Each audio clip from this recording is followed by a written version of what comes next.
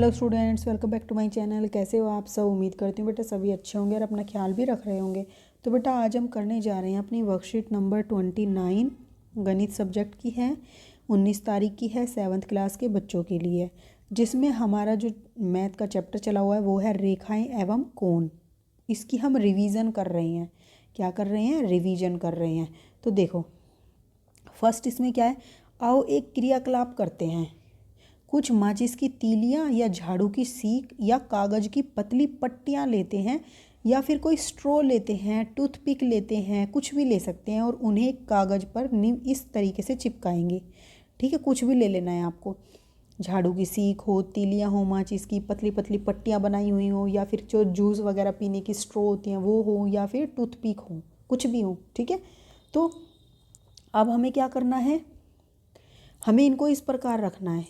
ठीक है, एक दूसरे के ऊपर। फिर क्या करना, अब इन पट्टियों को नामांकित करके निम्न के नाम लिखने हैं। अब बेटा देखो, इनको नामांकित करके इनके निम्न के नाम भी लिखने हैं। तो नामांकित करो, मैं आपको अलग अलग कलर से बता देती हूँ। देखो यहाँ से 1 मिनट,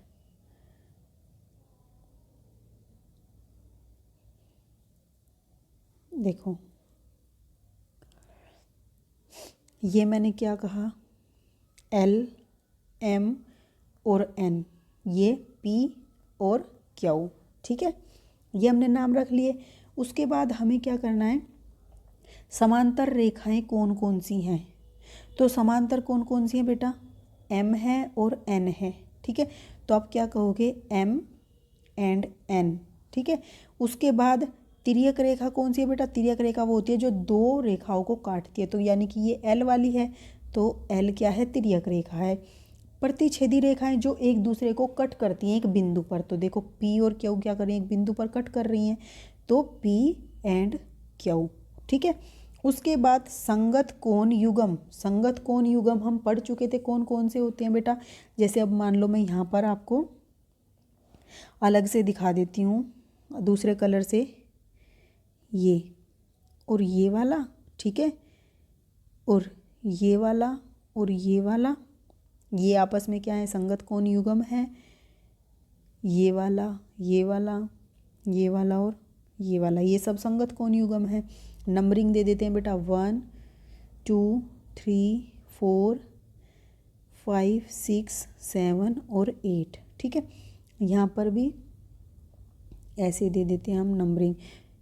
8 हो गए थे, 9 10 11 और 12। ठीक है, अब हमें यहाँ पर संगत कोण युग्म बताना है, तो जोड़े बताने हैं हमें। संगत कोण कौन कौन से होंगे बेटा, देखो 2 और 5, 2 एंड 5 ऐसे लिखोगे।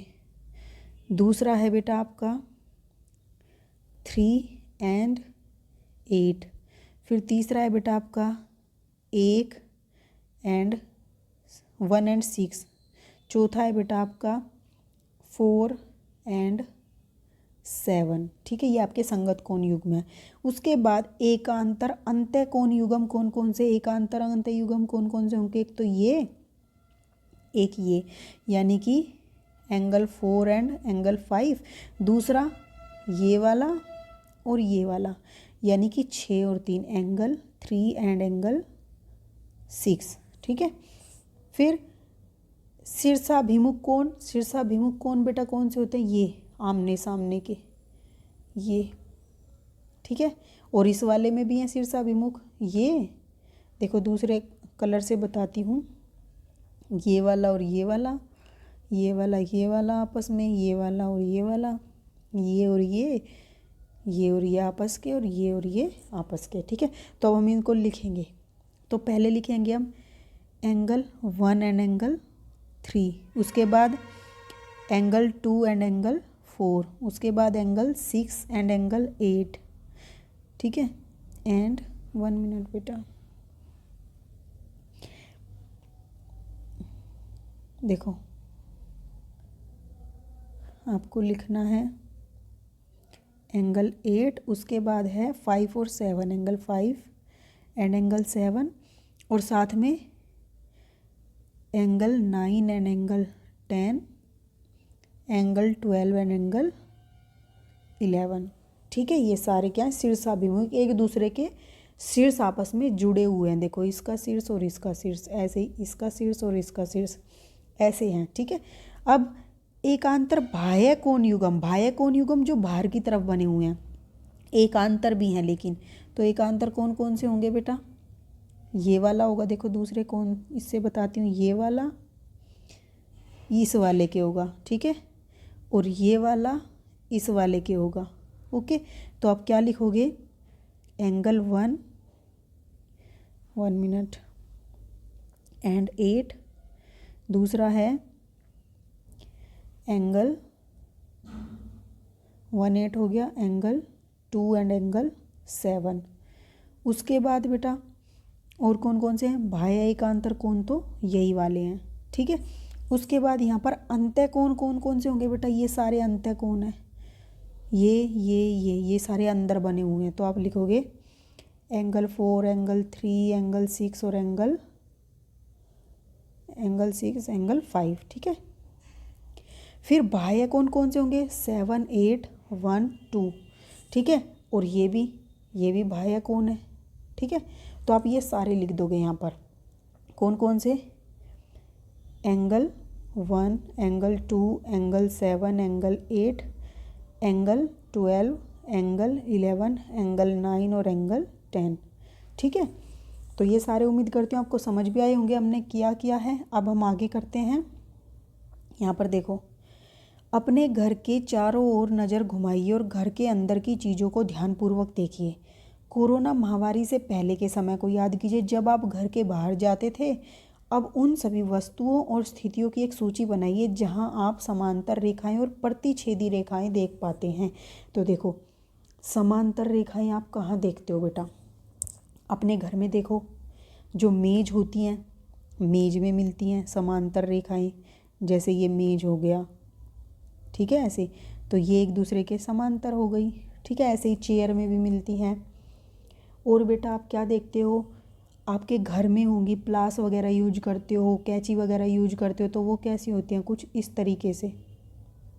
ठीक है, तो ये क्या है, एक दूसरे को प्रतिच्छेदित करती हैं। तो ये कैंची में हो गई प्रतिच्छेदित रेखाएं।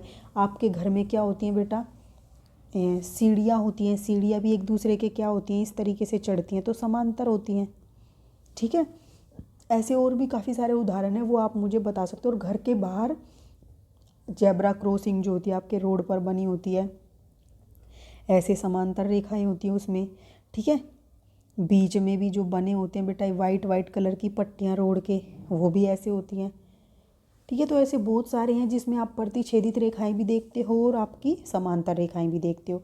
तो आपको ऐसे और भी आपके दिमाग में उदाहरण आते हैं, अपने आसपास देखो चारों तरफ, और जो भी आपको दिखे आपको यहाँ पर लिख देने हैं। ठीक है, फिर अब नेक्स्ट क्वेश्चन क्या दिया है बेटा,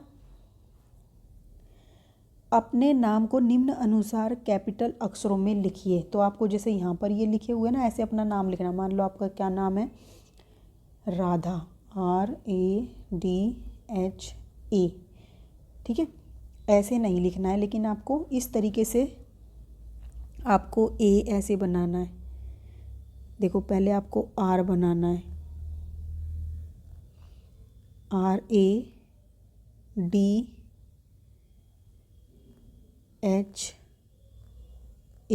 ठीक है, ये राधा बन गया।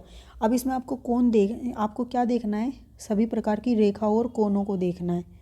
तो देखो इसमें बेटा सभी प्रकार की रेखाएं देखो कौन कौन सी हैं।